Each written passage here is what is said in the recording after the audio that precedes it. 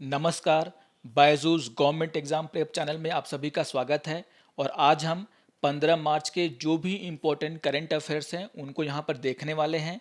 ये सारे के सारे करंट अफेयर्स आप जिस भी एग्ज़ाम की तैयारी कर रहे हैं, चाहे वो बैंक हो, एसएससी हो या फिर अदर गवर्नमेंट एग्ज़ाम हो, उन सभी के लिए इम्पोर्टेंट हैं। तो आइए शुरू करते हैं आज का डेली करंट अफेयर्स। सबसे पहले हम नेशनल न्यूज़ को देख लेते हैं। यहाँ पर जो है एक न्यूज़ आई है जिसकी हेडिंग है centre reconstitute panel on mythical Saraswati river. यहाँ पर जो है आइए देख लेते हैं कि कौन कौन सी बातें इस न्यूज़ में हमारे एग्जाम के लिए क्या है इंपॉर्टेंट है। जैसा कि आप सभी जानते हैं कि आर्कियोलॉजिकल सर्वे ऑफ इंडिया के द्वारा जो है 2017 में जो है एक कमेटी का गठन किया गया था जिसका कार्यकाल था 2 वर्षों का। और इस कमेटी का काम था सरस्वती रिवर पर क्या करना, स्टडी करना। इस कमेटी का कार्यकाल 2019 में क्या हो गया, समाप्त हो गया। और इसी को लेकर के है आर्कियोलॉजिकल सर्वे ऑफ इंडिया के द्वारा जो है 10 मार्च को एक नोटिफिकेशन लाया गया कि वो फिर से जो है रिकॉन्स्टिट्यूट कर रही है इस कमेटी को। आइए इस कमेटी के ऑर्गेनाइजेशन के बारे में जान लेते हैं।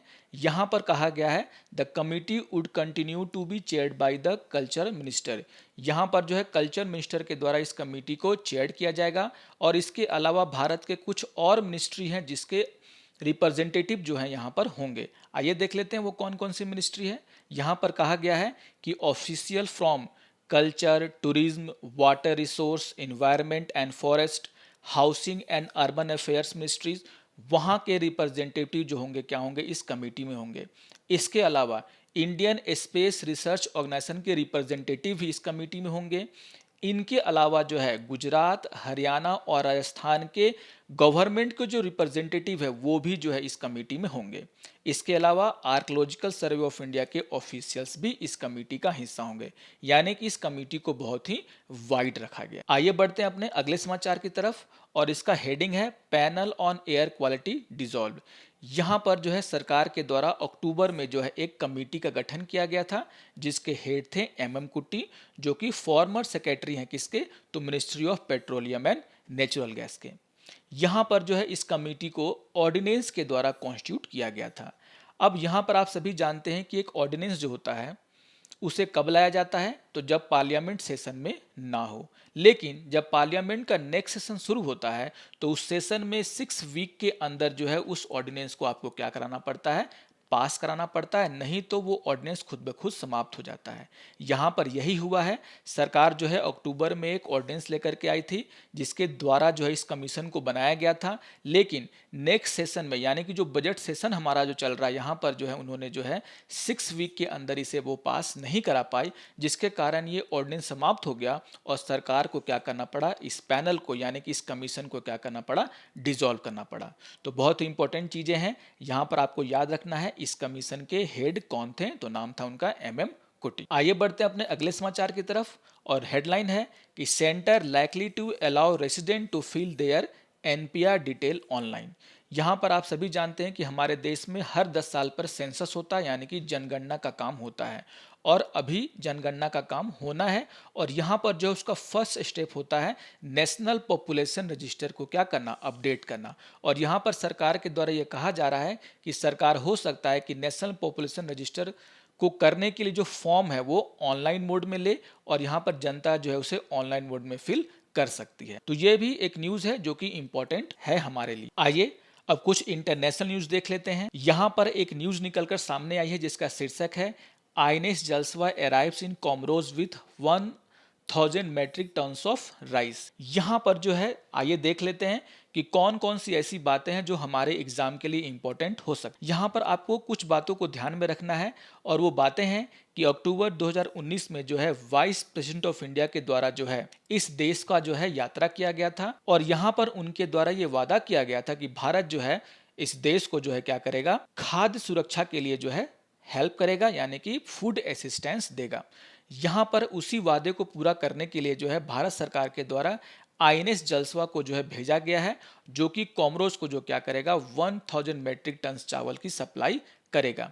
यहाँ पर आपको याद रखना है देश का नाम, शिप का नाम जिसका नाम है आईएनएस जलसवा और उस पोर्ट का नाम जहां पर यह जाकर खड़ा हुआ है उस पोर्ट का नाम क्या है, तो अंजुन बंदरगाह। याद रखिएगा कि अंजुन जो है एक पोर्ट है कॉमरोस का और वहां पर जो है हमारा आईएनएस जलसवा जो है अराइव किया है। यहाँ पर एक और इम्पोर्टेंट बात निकल के सामने आ रही है कि आईएनएस जलस्वा इस कंसाइनमेंट को पूरा करने के बाद आगे बढ़ेगा और वो जो है इलोवा के बंदरगाह तक जाएगा और जहां जो है वो फिर से 1000 मेट्रिक टन चावल और SCQ की 1 लाख गोलियां जो है सप्लाई करेगा। यहाँ पर जो है भारत के external affair minister S Jaishankar के द्वारा जो है ये वादा किया गया था कि जो मेडागास्कर में जो ड्राउट आया है और वहाँ पर जो ह्यूमैनिटेरियन क्राइसिस आई है वहाँ पर भारत उसकी हेल्प करने वाला है और उसी वादे को पूरा करने के लिए फिर से जो है भारत की आईएनएस जलस्वा जो है वहाँ पर 1000 मेट्रिक टन चावल और SCQ की 1 लाख गोलियां जो है वहाँ पर उसे दे करके आएंगी। आइए अब बैंकिंग एंड फाइनेंस से रिलेटेड न्यूज को देख लेते हैं। यहाँ पर एक हेडलाइन आई है कि centre announce a new scheme for tourist vehicle operators. यहाँ पर केंद्र सरकार के द्वारा टूरिस्ट व्हीकल ऑपरेटर्स के लिए एक नया स्कीम लाया गया है। आइए देख लेते हैं इस स्कीम में हमारे एग्जाम के लिए क्या क्या इंपॉर्टेंट बातें हैं। यहाँ पर जो है ministry of road transport and highway के द्वारा यह अनाउंसमेंट किया गया है कि वे जो है ऑल इंडिया टूरिस्ट परमिट के लिए जो है एक नया स्कीम लेके आ रहे हैं और स्कीम के तहत जो है इस परमिट के लिए आप ऑनलाइन क्या कर सकते हैं, अप्लाई कर सकते हैं। यहाँ पर यह कहा गया है कि ऑनलाइन अप्लाई करने के बाद सारे डॉक्यूमेंट को वेरिफिकेशन होने के बाद सारी फीस जमा होने के बाद जो है 30 दिनों के अंदर जो है आपको जो है ये परमिट दे दिया जाएगा। तो यहाँ पर जो है परमिट देने के जो काम है उसको क्या किया गया, बहुत ही सरल बनाने की कोशिश की गई है। यहाँ पर जो है ये बताया गया है कि जो रूल्स एंड रेगुलेशन है उनको नाम दिया गया है all India tourist vehicle authorisation and permit rule 2021 और इन रूल को जो है 1 अप्रैल 2021 से क्या कर दिया जाएगा, लागू कर दिया जाएगा और तब तक जो है जितने भी एग्जिस्टिंग परमिट है वो क्या होंगे, अपने वैलिडिटी तक क्या होंगे, मान्य होंगे। आइए अब कुछ स्पोर्ट्स न्यूज की बातें कर लेते हैं। यहाँ पर क्रिकेट को लेकर के दो बहुत ही महत्वपूर्ण न्यूज आई हैं और पहला न्यूज है कि Virat Kohli become first cricketer to score 3000 run in T20 international matches. यानी कि विराट कोहली ने एक और कीर्तिमान बनाया है जिसमें उन्होंने क्या किया है, T20 इंटरनेशनल मैचेस में 3000 रन बनाने वाले पहले खिलाड़ी बन गए हैं। अब आपको यहाँ पे याद रखना है कि किस देश के खिलाफ उन्होंने खेलते हुए ये इस माइलस्टोन को अचीव किया है। तो याद रखिएगा इंग्लैंड के खिलाफ खेलते हुए विराट कोहली ने अपने 3000 T20 इंटरनेशनल रन क्या किए हैं, बनाए हैं। यहाँ पर एक और न्यूज आई है जो कि वुमेन क्रिकेटर से जुड़ा हुआ है और न्यूज का हेडलाइन है कि Mithali Raj the first women cricketer to score 7000 run in ODIs। यानी कि भारत की जो मिताली राज हैं वो पहली महिला क्रिकेटर बन गई हैं जिन्होंने जो है वनडे में जो है 7000 रन बनाए हैं। तो यहाँ पर भारत के लिए एक और खुशखबरी है कि यहाँ पर उसके एक और वुमेन क्रिकेटर का नाम जो है वर्ल्ड रिकॉर्ड में शामिल हो गया है। यहाँ पर आपको फिर से याद रखना है कि मिताली राज ने जो है किस देश के खिलाफ खेलते हुए ये माइलस्टोन अचीव किया है और उस देश का नाम है साउथ अफ्रीका। यानी कि साउथ अफ्रीका के खिलाफ खेलते हुए मिताली राज ने जो है 7000 रन क्या किए, अपने पूरे। आपको ये भी याद रखना है कि कितने मैचेस खेल करके उन्होंने ये 7000 रन पूरे किए हैं। तो याद रखिएगा 213 मैच खेलते हुए उन्होंने क्या किया है, ये 7000 रन बनाए हैं। तो मैचेस को भी याद रखना है, टीम को भी याद रखना है और नाम को भी याद रख। यहाँ पर एक और मैं इंपॉर्टेंट जानकारी दे देता हूँ मिताली राज के बारे में और वो जानकारी क्या है कि she also become the first Indian women to score 10,000 run in international cricket and the second in the world. यानी कि अंतर्राष्ट्रीय क्रिकेट में जो है 10,000 रन बनाने वाली वो भारत की पहली महिला खिलाड़ी हैं और दूसरा कि वो दुनिया की सिर्फ दूसरी ऐसी क्रिकेटर है जिन्होंने ये कारनामा किया है। तो ये भी बहुत ही इंपॉर्टेंट पॉइंट है जिसे कि एग्जाम में पूछा जा सकता है। ये सारे पॉइंट्स आप ध्यान से सुनिए क्योंकि अंत में जो आपको 10 क्वेश्चन मैं दूंगा यहाँ से क्वेश्चन वहाँ पे रह सकते हैं जिसके आंसर आपको मुझे कमेंट बॉक्स में करने हैं। यहाँ पर भारत के लिए टोक्यो ओलंपिक से भी अच्छी न्यूज आई है, देख लेते हैं इस न्यूज को भी। और न्यूज की हेडलाइन क्या है कि Bhavani Devi become the first Indian fencer to qualify for the games. तो याद रखिएगा first Indian fencer to qualify for the games. यानी कि भवानी देवी जो है भारत की पहली खिलाड़ी बन गई हैं जिन्होंने फेंसर में जो है टोक्यो ओलंपिक में क्वालिफाई किया है। तो बहुत ही इंपॉर्टेंट क्या है, ये न्यूज़ है। और भवानी देवी जो है वो तमिलनाडु से क्या करती हैं, बिलोंग करती हैं।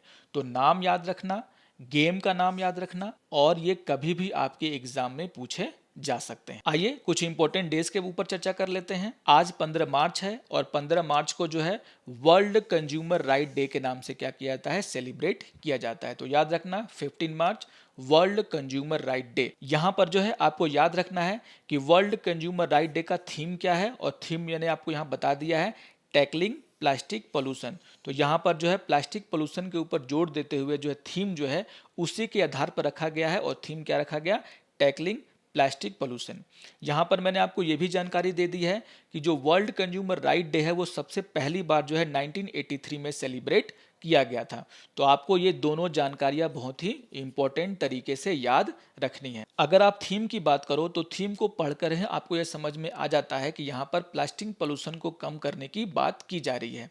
यहाँ पर जो है प्यू चैरिटेबल ट्रस्ट और सिस्टम आईक्यू के द्वारा एक रिपोर्ट 2020 में लाई गई थी जिसका नाम था ब्रेकिंग द प्लास्टिक वेव।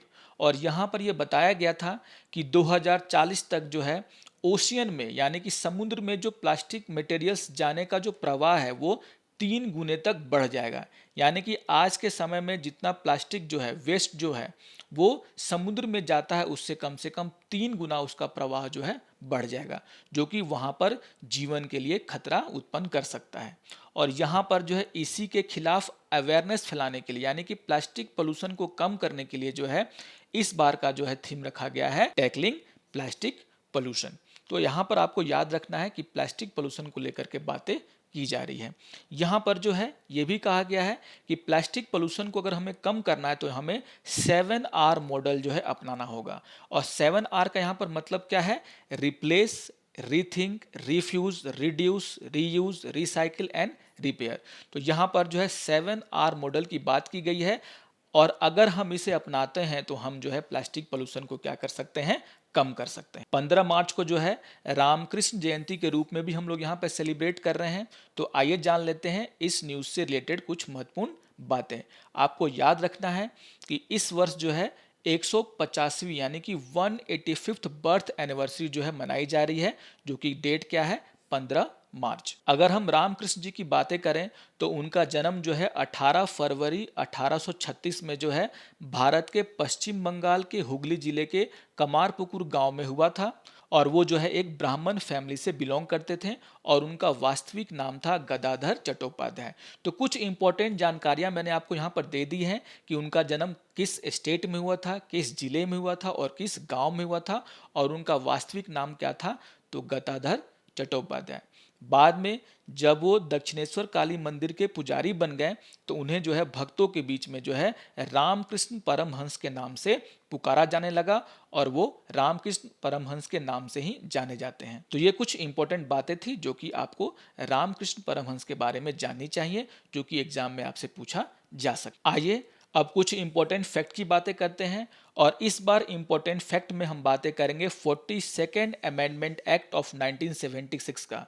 जैसा कि आप सभी जानते हैं, चाहे एग्जाम कोई भी हो, रेलवे हो, एसएससी हो या फिर सिविल सेवा की परीक्षा हो, कहीं पर भी जो है 42nd अमेंडमेंट एक्ट में जो बदलाव किए गए थे वहां से क्वेश्चन बन जाते हैं, बनते रहेंगे, और आगे भी ये बहुत ही इंपॉर्टेंट टॉपिक रहेगा। तो यहाँ पर जो है इस अमेंडमेंट के द्वारा जो भी इंपॉर्टेंट चेंजेस किए गए थे हमारे कॉन्स्टिट्यूशन में, उसकी यहाँ पर हम चर्चा करेंगे, उसको याद रखने की कोशिश करेंगे।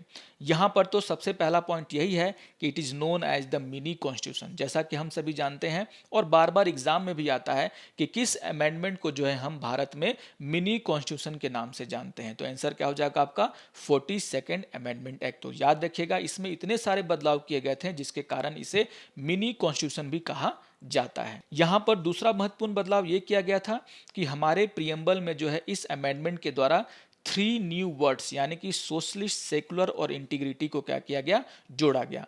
आप सभी जानते हैं कि हमारा जो प्रियम्बल है वो अभी तक जो है सिर्फ एक बार क्या किया गया है, अमेंड किया गया है, और यहाँ पर अमेंड करके जो है 3 जो है न्यू वर्ड जोड़े गए, और वो वर्ड क्या थे, सोशलिस्ट, सेकुलर एंड इंटीग्रिटी। और ये काम भी कब किया गया था, 42nd अमेंडमेंट एक्ट ऑफ 1976 के द्वारा। यहां पर तीसरा जो महत्वपूर्ण बदलाव किया गया था वो ये था कि भारत के संविधान में जो है फंडामेंटल ड्यूटीज को जोड़ा गया, और इसके द्वारा जो है पार्ट 4A, याद रखिएगा पार्ट 4A जो है ये एक नया पार्ट है जिसे कि 42 अमेंडमेंट के द्वारा क्या किया गया, संविधान में जोड़ा गया। और यहीं पर है आर्टिकल 51A, जिसमें भारत की जनता को जो दिए गए फंडामेंटल ड्यूटीज हैं उनकी चर्चा है। और आपको मैं यहाँ पर एक और जानकारी दे देता हूँ कि शुरुआत में जो फंडामेंटल ड्यूटीज थे उनकी संख्या थी 10, जिसे आगे चल करके क्या कर दिया गया, 11 कर दिया गया।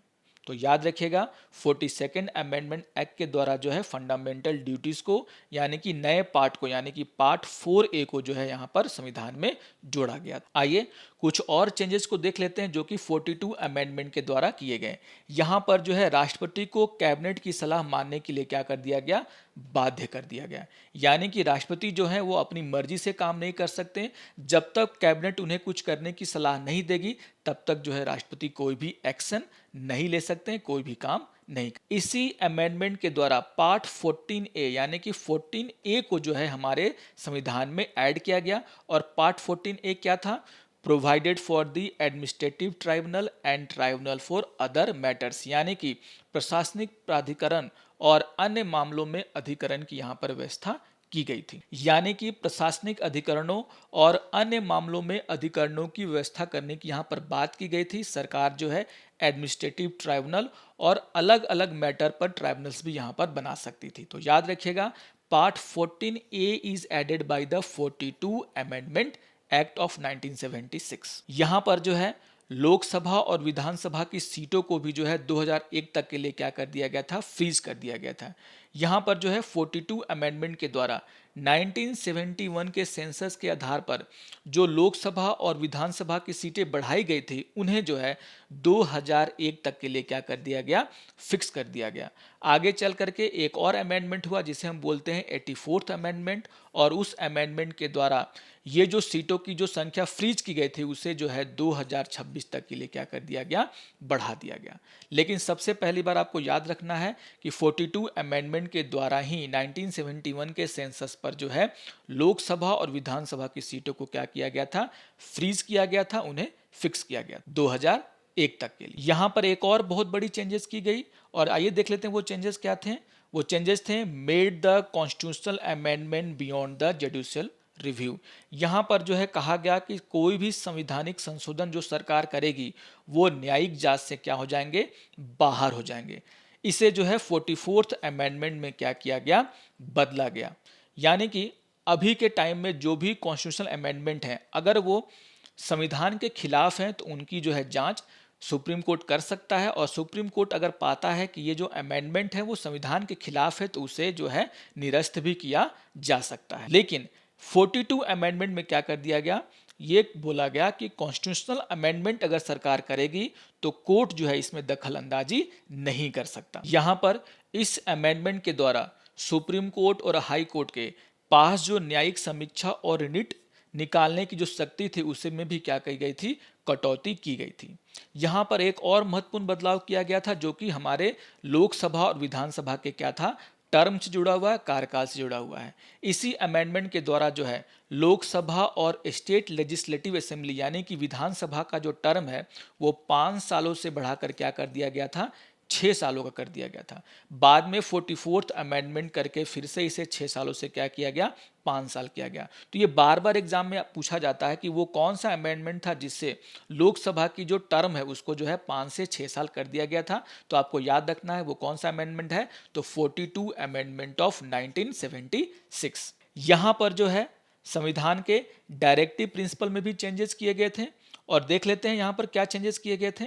यहाँ पर यह किया गया था कि अगर नीति निर्देशक तत्व को लागू करने हेतु बनाई गई विधियों को न्यायालय द्वारा इस आधार पर अवैध घोषित नहीं किया जा सकता कि वह कुछ मूल अधिकारों का उल्लंघन है। जैसा कि आप सभी जानते हैं कि जो हमारे फंडामेंटल राइट के अगेंस्ट में अगर कोई भी कानून बनता है तो सुप्रीम कोर्ट उसे क्या कर सकता है, उस कानून को निरस्त कर सकता है। लेकिन यहाँ पर जो है 42 अमेंडमेंट में ये कहा गया कि अगर डायरेक्टिव प्रिंसिपल को इम्प्लीमेंट करने के लिए सरकार अगर कोई लॉ लाती है, कोई कानून बनाती है, और कहीं भी वो कानून अगर फंडामेंटल राइट का उल्लंघन कर रहा होता है तो भी कोर्ट जो है क्या करेगा, यहां पर इंटरफेयर नहीं करेगा और उस कानून को इनवैलिड घोषित नहीं किया जा सकता। यहां पर जो है कुछ और इंपॉर्टेंट चेंजेस किए गए थे, आइए देख लेते हैं उन चेंजेस को भी।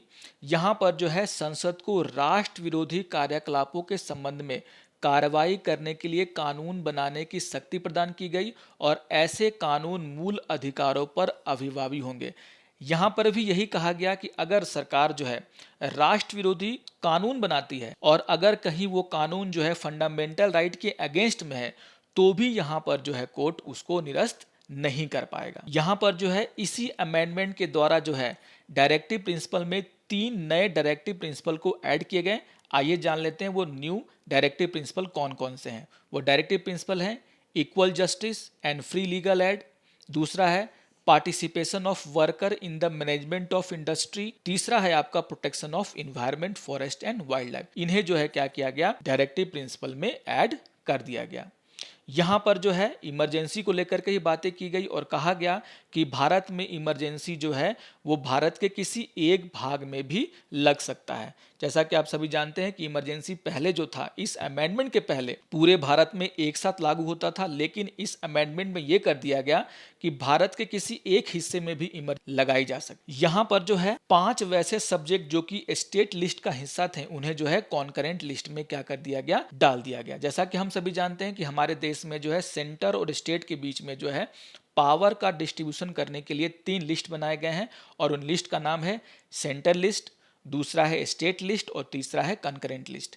यहाँ पर जो है स्टेट लिस्ट से कुछ जो है सब्जेक्ट हटा करके कहाँ डाल दिए गए थे, कॉन्करेंट लिस्ट में डाल दिए गए थे। आइए जान लेते हैं वो कौन कौन से सब्जेक्ट थे। और वो सब्जेक्ट थे education, forest, protection of wild animal and birds, weight and measurement and administration of justice, constitution and organisation of all courts except the supreme court and high court.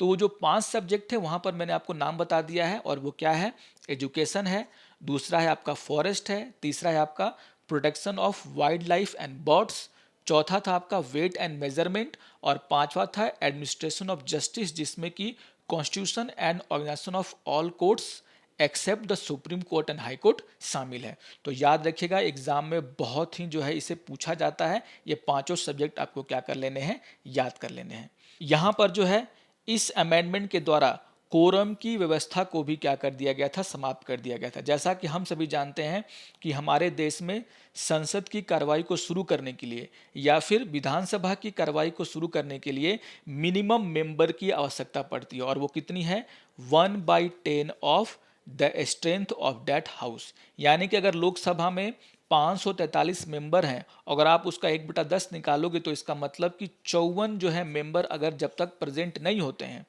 तब तक जो है वहां पर लोकसभा की कार्रवाई जो है शुरू नहीं होगी। ये जो व्यवस्था थी इसे यहाँ पर इस अमेंडमेंट के द्वारा समाप्त कर दिया गया था। तो आप समझ ही गए होंगे कि संविधान के हर भाग में लगभग इस अमेंडमेंट के द्वारा क्या किया गया, चेंजेस किया गया और इसीलिए इस अमेंडमेंट को हम क्या बोलते हैं, मिनी कॉन्स्टिट्यूशन ऑफ इंडिया। आइए अब आज जो भी करंट अफेयर्स के टॉपिक हमने पढ़े हैं और जो फैक्ट्स मैंने आपको पढ़ाए हैं उस पर आधारित कुछ प्रैक्टिस क्वेश्चन हम देख लेते हैं। ये सारे क्वेश्चंस के आंसर आपको क्या करने हैं, मुझे कमेंट बॉक्स में कमेंट करने हैं और मैं आशा करता हूं कि आप सभी जो है इसे सही तरीके से बनाएंगे। और पहला क्वेश्चन है, who is the first player to score 3000 run in T20 cricket. तो आपको नाम तो याद ही होगा, जल्दी जल्दी इन सभी का कमेंट आप मुझे कर दीजिए। क्वेश्चन नंबर 2 है, playing with which team Virat Kohli become the first player to score 3000 run in T20। मैंने आपको कहा था कि आपको उस टीम का भी नाम याद रखना है जिसके खिलाफ खेलते हुए जो है विराट कोहली ने जो है क्या किया है, इन 3000 रनों को जो है अचीव किया है। तीसरा क्वेश्चन है जो कि आज के हमारे फैक्ट से जुड़ा हुआ है और क्वेश्चन है, in which of the following amendment the term of Lok Sabha increases from 5 to 6 year. ये मैंने आपको पढ़ाया है और इसका आंसर भी आपको यहाँ पर मुझे कमेंट करना। आइए देख लेते हैं क्वेश्चन नंबर 4 को भी। और क्वेश्चन नंबर 4 है, which of the following term were added by the 42nd amendment act in our preamble. जैसा कि मैंने आपको कहा कि 47 अमेंडमेंट एक्ट के द्वारा जो हमारे प्रीएम्बल में जो है कुछ वर्ड जोड़े गए थे। यहाँ पर वो वर्ड दिए गए हैं सोशलिस्ट, सेकुलर एंड रिपब्लिक। और आपको बताना है कि इन तीनों वर्ड्स में से वो कौन से वर्ड हैं जिनको कि जो है 42 अमेंडमेंट एक्ट के द्वारा जो है प्रीएम्बल में ऐड किया गया। तो बहुत ही इंपॉर्टेंट क्वेश्चन है, ध्यान से इस क्वेश्चन को बनाइएगा और इसका आंसर भी कमेंट करिएगा। देख लेते हैं क्वेश्चन नंबर 5 को, who is the first women cricketer to score 7000 run in ODI। बहुत ही इंपॉर्टेंट क्वेश्चन है और आपको नाम भी याद ही होगा। आइए देख लेते हैं question number 6। Who is the first Indian women fencer to qualify for the Olympic games. तो आज के न्यूज़ में जो है हमने जो है खेलों से जुड़े कुछ महत्वपूर्ण चीज़ों को बातें की हैं और यहाँ पर उन्हीं से कुछ क्वेश्चन मैंने आपको दिया है। आइए देख लेते हैं क्वेश्चन नंबर 7 को, और क्वेश्चन है when was the first world consumer right day absorb. आपको वो साल का नाम बताना है कि जिस साल जो है पहली बार जो है वर्ल्ड कंज्यूमर राइट डे क्या किया गया था, एब्जॉर्ब किया गया था। आइए देख लेते हैं question number 8। Which of the following article of the Indian constitution contains fundamental duty. मैंने अभी फंडामेंटल ड्यूटी की बात की और वहां बातों बातों में मैंने उस आर्टिकल का भी जिक्र किया था और आपको बताना है कि वो कौन सा आर्टिकल है जहां पर जो है फंडामेंटल ड्यूटीज जो है दिए गए हैं। क्वेश्चन नंबर 9 है all India tourist vehicle authorisation and permit rule 2021 will be applicable from which date. और आपके ऑप्शन है 1 अप्रैल 2021, 1 मई 2021, 1 जनवरी 2022 और 31 अप्रैल 2021। आइए देख लेते हैं क्वेश्चन नंबर 10, और क्वेश्चन है who has become the first Indian woman cricketer to score 10,000 international run across all formats. ठीक है, तो इसकी जानकारी मैंने आपको दी है। तो आशा करता हूं कि ये सारे के सारे 10 क्वेश्चन जो है आप आसानी से कर लेंगे। इन सारे के सारे 10 क्वेश्चंस के आंसर आपको कमेंट बॉक्स में कमेंट करने हैं। आशा करता हूं आपको आज का करंट अफेयर्स एनालिसिस पसंद आया होगा। अगर आपको ये वीडियो पसंद आया हो तो उसे लाइक करें, शेयर करें और ऐसी तरीके के अच्छे वीडियो देखने के लिए हमारे चैनल को क्या करें, सब्सक्राइब करें। तो मिलते हैं अगले वीडियो में, तब तक के लिए नमस्कार।